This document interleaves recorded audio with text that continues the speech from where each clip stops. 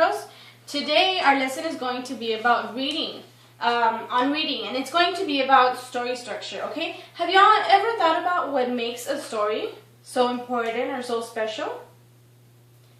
Okay, well, story structure is what makes a story. It's made up of all the elements that make a story, okay? And just how, let me give you an example. Just how a house, what do you see in a house? What is it made up of? It's made up of a restroom. It's made up of rooms, a living room, right? What else?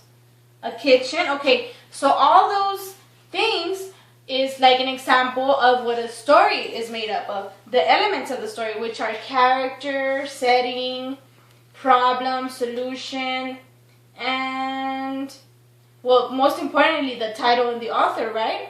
Okay, so I'm going to show you a PowerPoint so you can get a better understanding on that, okay? Okay, like I said, we're going to be looking at story maps, and the story maps are good to increase your reading comprehension. You're going to understand more how the story is made. Okay, and today, like I said, we're going to learn about story maps and how useful they can be in reading. We will read along The Mysterious Tadpole, which we've been reading this whole week, and it's by Stephen Kellogg. That's the author. And then we're also going to create fun posters to share what we learn, okay, by the end of the class. Okay, and we can use the story map pre and post reading activity, which means that before reading the story, we can, just by looking at the title or at the cover photo of the story, we can know what the story is going to be about, or we can make predictions or infer, right? Okay, and then after reading the story, we can create the story map to find out who the characters are, the setting, and the problem and the solution, right? Okay. Story map, like I said, it's a graphic organizer, and it helps us to organize the information from the books that we read. And we can use the story map for every book that we read. And here's an example. Just like a regular map, the one you see here, we can use a story map to find our way through a book. And here are all those elements of the story structure. The name of the storybook, which also means the title of the book. The author, we have the author. Who is the author? The author is the one that writes or illustrates the story. And then we have the genre, and I'm going to explain to you a little bit more about the genre in a little bit, okay? And then we have the setting, which is when and where. We have the characters, which are who. Problem, there's always a problem in the story. And then we have events in the story. We have the beginning, the middle, and the end. Okay, and we can just list those important events. And then by listing all those events, we can come up with a summary. And we're always going to have a solution. Well, most of the time. Okay, so here is the genre. Here are a list of the genres. We have fantasy, which you see here, that book right up on the right corner. Right top corner, we have Star Wars. That can be used as fantasy because it's unrealistic. It's imaginary creatures that come out in the story. And then we have folk and fairy tales. They're stories that have already been, that are traditionally read, but they're retold by someone else, and that makes them a folk or a fairy tale. And then we have biography. Biography is a story of someone's life. And then we have here are three types of different fiction. And fiction, remember, it's something that's not real. Historical fiction is something that is not real that might have happened in the past. Okay, and then we have the realistic fiction, which are stories that could happen, but they're not really true. Okay, and then we have the science fiction. Another keyword, fiction, which is not true. But the science fiction is more, like it says there, it's more based on science and technology. And the last one that we have there is the humor. Okay, like I said, the setting can tell us when or where the story is going to take place. So it can take place anywhere in the world.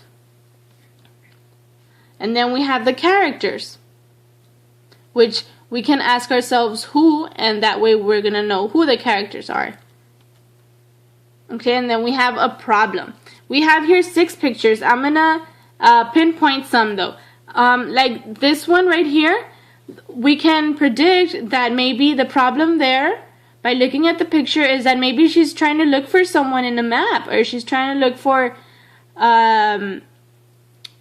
a place, or maybe she's going on vacations and she wants to know where it's at.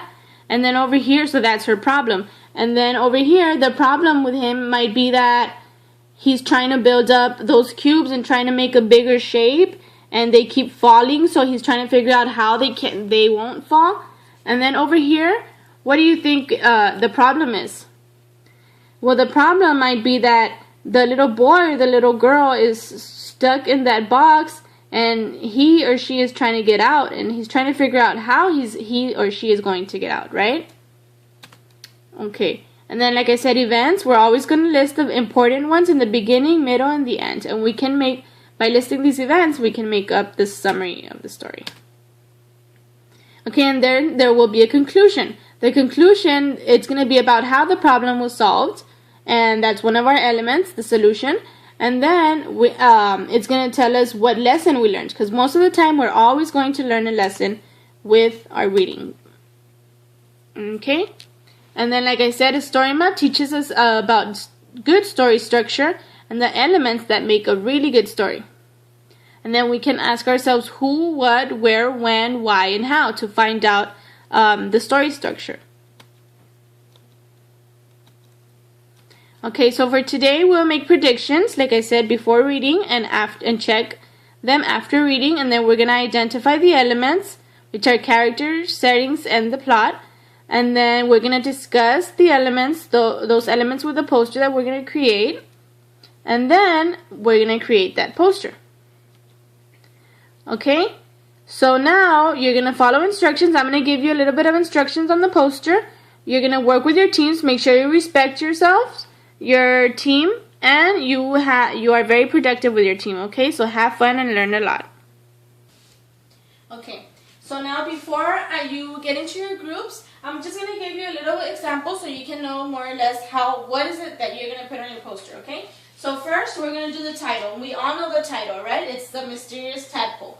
And who can tell me who the author is? Who remembers? Stephen Kellogg, that's right.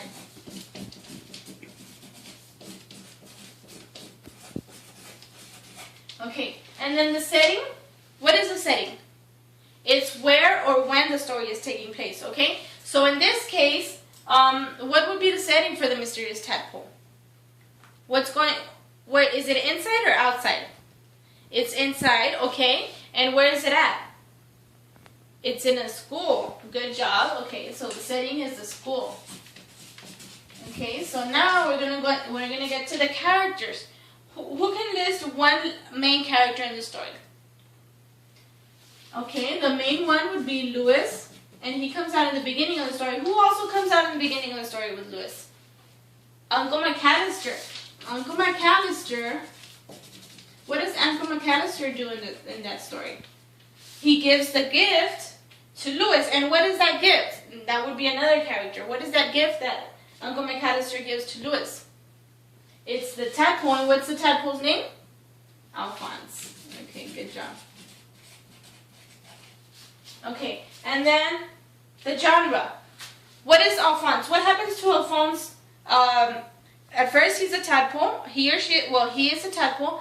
And then what happens to the tadpole? It keeps growing and growing to what? To the Loch Ness Monster, right? So would the genre be fiction or non-fiction?